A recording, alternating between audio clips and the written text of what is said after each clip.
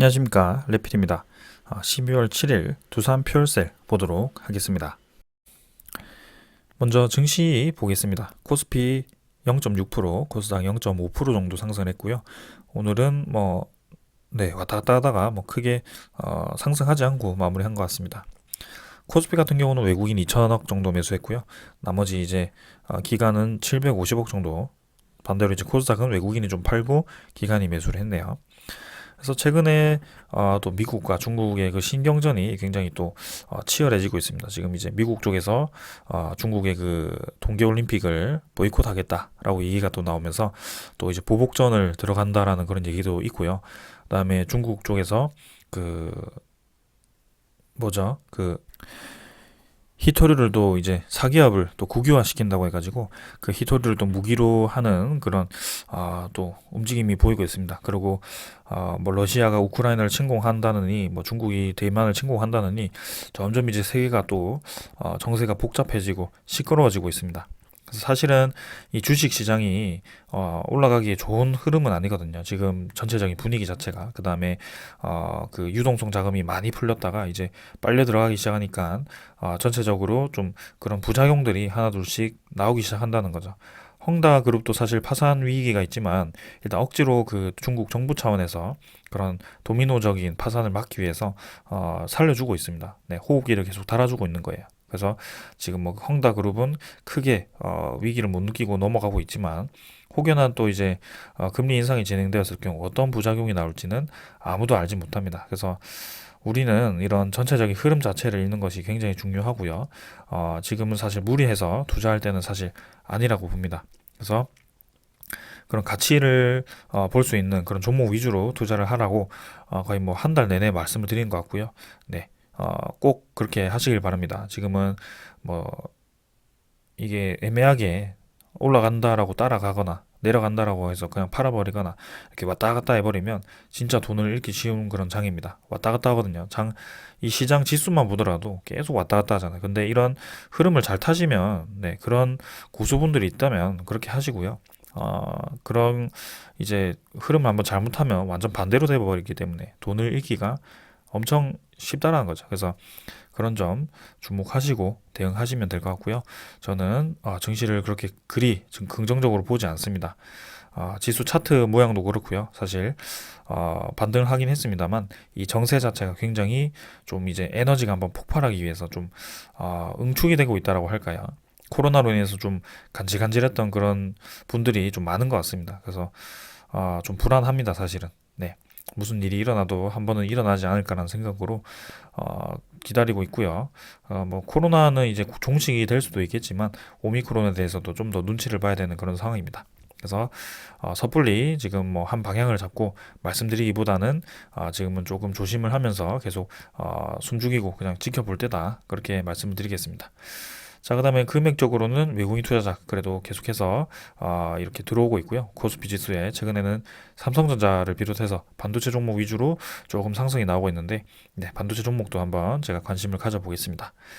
그 다음에 코스닥 이렇게 또 월봉 플러스로 되었고 코스닥도 마찬가지 왔다 갔다 하면서 뭐 크게 방향이 없습니다 지금. 그래서 여기서 언제든지 내려갈 수도 있고 언제든지 올라갈 수도 있습니다. 그래서 한 방향을 확신해서 생각하기보다는, 네, 좀 여러 가지 변수를 생각하셔서 네, 분할해서 투자를 하시길 바랍니다.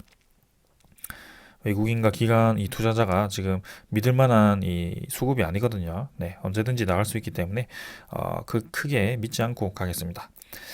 자, 환율 같은 경우는 뭐 계속 위로 유지가 되고 있고요. 1100 후반대. 그래서 1200원대 뭐 크게 넘지 못하고 계속 요 정도 유지하고 있기 때문에 그냥 지켜보겠습니다. 하지만 여기서도 네, 지수가 좀 떨어지거나 할 때 또 크게 올라갈 수 있기 때문에 환율에 대해서도 계속 주시를 할 필요는 있고요.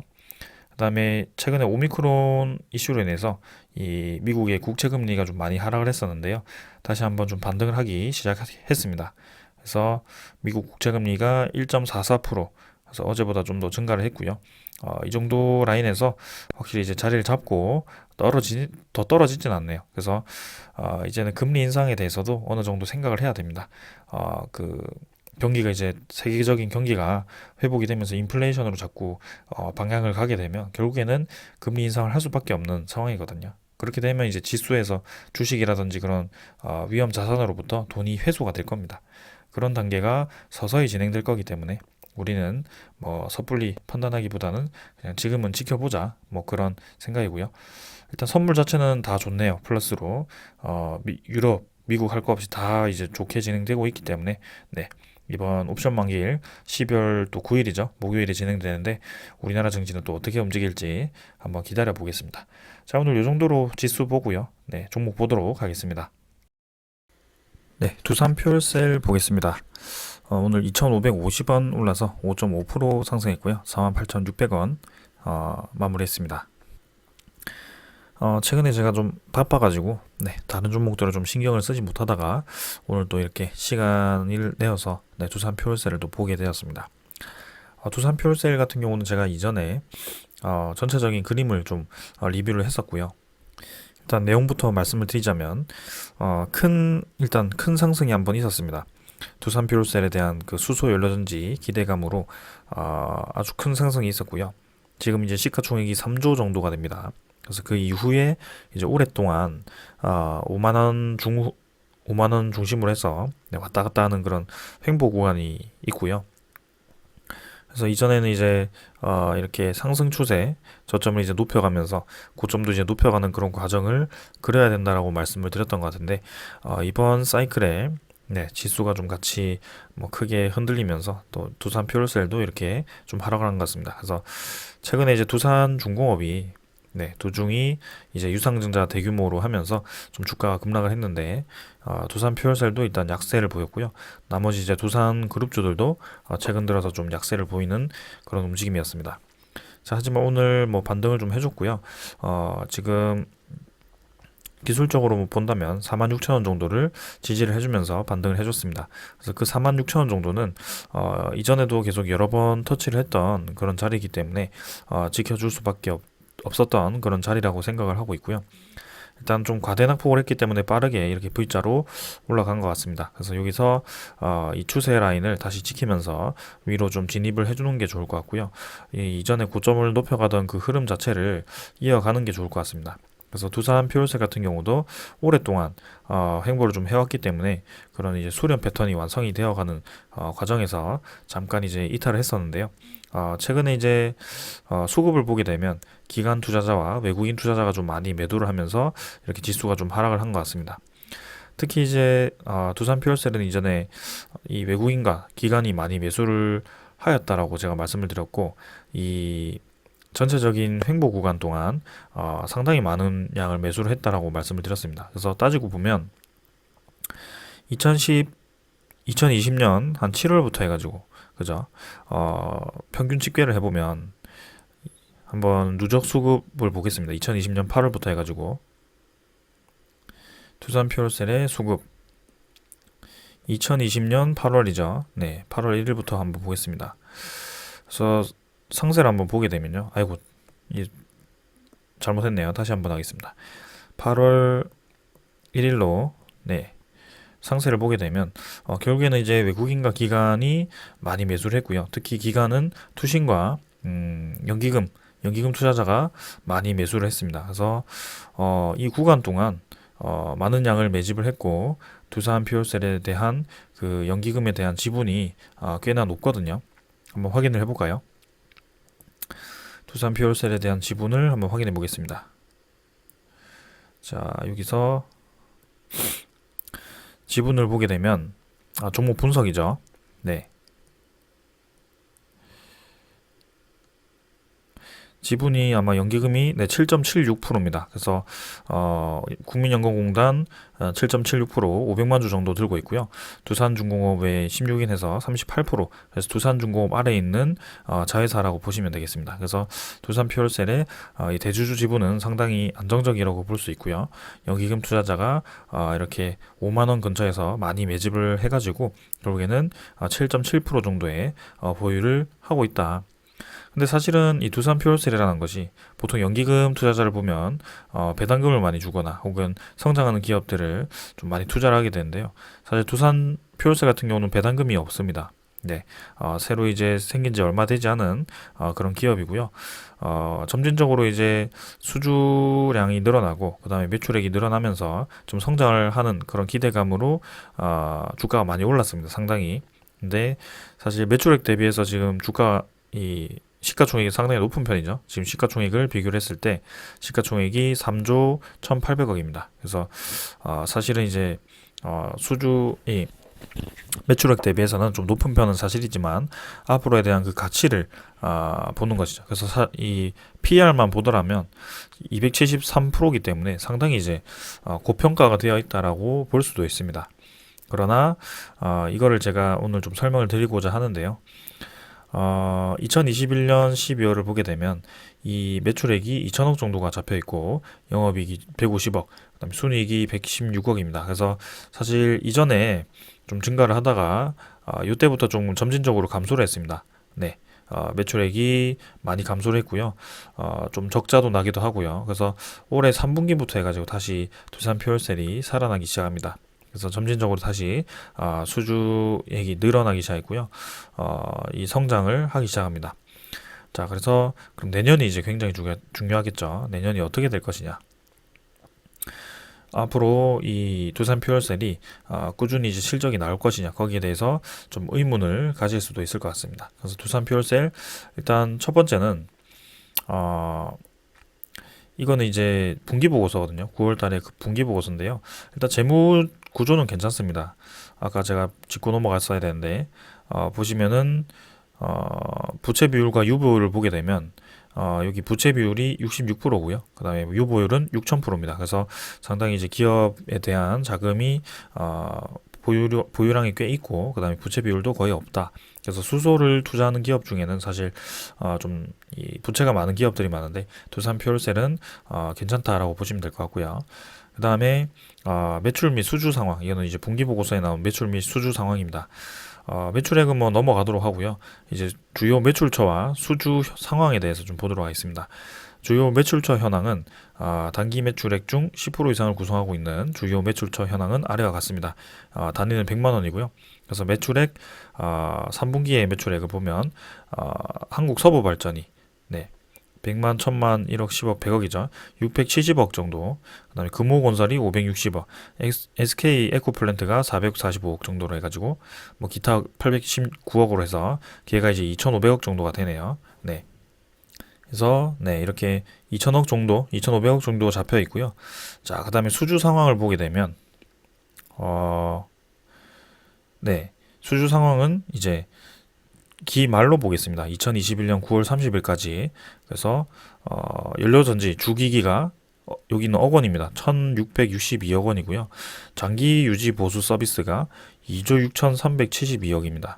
그러니까 장기 유지 보수 서비스가 이게 두산 퓨얼셀의 거의 뭐 수주량의 90% 이상을 차지하고 있죠. 그래서 합계가 2조 8천억입니다.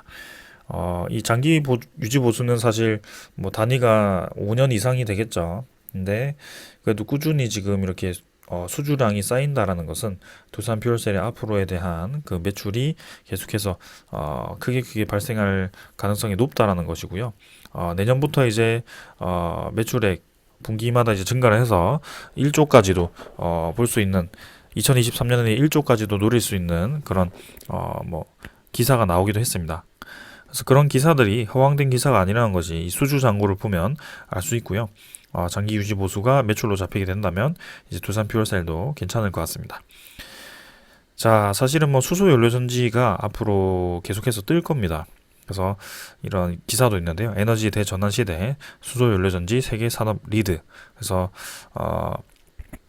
울산을 중심으로 해가지고 지금 수소 연료전지를 실증을 하고 이렇게 탈탄소를 목표로 수소 인프라 확충에 박차를 가하고 있다라고 합니다. 그래서 이 울산 테크노파크 이쪽과 이제 협력을 하고 있는 기업이 두 개가 있는데 현대자동차와 그 다음에 두산 퓨얼셀입니다. 그래서 두산 퓨얼셀 얘기를 먼저 드리면 두산 퓨얼셀은 이미 상용화된 24년 연료전지 PAFC 그 다음에 0.4MW급 한기 그 다음에 현대차는 자사 자동차인 넥소에 사용하는 0.5메가와트급 고분자 전해질 연료전지 PEMFC죠. 내기를 발전용으로 활용하는 방안으로 이렇게 연구를 하고 있다라고 합니다.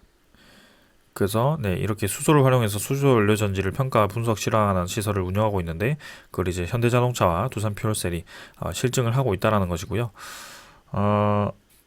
앞으로 우리나라의 그리고 세계적인 그 에너지의 트렌드 자체가 원자력 발전, 그 다음에 수소, 친환경 쪽으로 그쪽으로 가고 있죠. 그리고 해상 풍력도 있지만 사실 수소 쪽으로 좀 더 힘이 무게가 실릴 가능성이 큽니다. 그래서 이 수소 연료 전지가 빼놓을 수 없는 분야인데요. 이게 이제 자동차와 그다음에 선박에 들어가는 그런 수소 연료 전지도 있겠지만 사실은 두산 퓨얼셀 같은 경우는 그런 조그만 연료 전지가 아니고요. 이 납품하는 연료 전지를 보게 되면 모델이 있습니다. 보시면은 400 하이드로젠이죠. 그래서 크기가 이렇게 8.3, 2.5, 3m입니다. 그 단위가. 그래서 이게 이제 도시형의 그런 발전 단위죠. 도시에 공급을 할 수 있는 대규모 전력을 공급할 수 있는 그런 발전 단지용 연료 전지입니다. 그래서 그런 차량 연료전지랑은 좀 또 다른 얘기가 되겠죠. 그래서 뭐 소형 연료전지도 개발을 하고 있는지는 모르겠지만 그래도 이렇게 도시형으로 해가지고 수소 연료전지 단지를 계속해서 저는 만들고 있다라고 알고 있습니다. 그래서 앞으로도 이런 연료전지에 대해서 이 전지라는 것 자체가 내부에 있는 그런 전극판과 그 다음에 뭐 활공 물질이라고 하나요? 그런 것들이 이제 효율에 따라서 이 연료전지의 효율이 달라지게 되는데 아무래도 효율이 계속 높아진다면 또 좋은 움직임으로 갈 수 있을 것 같습니다. 그래서 두산 퓨얼셀 지금 저는 뭐 크게 나쁘지 않다라고 보여지고 있고요. 이 주가 위치상 그 다음에 수렴했던 기간 그 다음에 그동안 매집해왔던 세력들 이런 거, 그 다음에 비전을 보았을 때는 확실히 이제 힘을 받을 수 있는 그런 때라고 생각을 합니다. 네. 조금 더 지켜보면 될 것 같고요. 한번 이번에 삐끗하면서 잠깐 하락했다가 다시 반등을 했지만 분명히 또 올라가는 구간이 있을 것 같고요. 사실은 이제 공매도 현황을 좀 보았을 때 두산표세 최근에도 하락한 이유가 좀 공매도와 연관이 있다라고 생각이 듭니다. 그래서 공매도 이 거래가 상당히 많았던 것 같고요. 보시면은 11월 초부터 해가지고 거의 2배 가량의 이 공매도 잔고가 늘었습니다. 그래서 이 공매도 잔고가 좀 줄어드는 것이 중요할 것 같고 멈추는 것이 중요할 것 같고 이 잔고 자체도 한 번씩 확인해 보시면 좋을 것 같습니다. 그래서 자, 지금 분명히 주가가 많이 수렴을 해 있는 상태고요. 그간 이제 이때부터 해가지고 1년 정도 됐나요? 네, 1년 이상 지금 이 가격대에서 횡보를 좀 하고 있습니다. 그래서 241선도 이렇게 거의 일자로 누웠고요.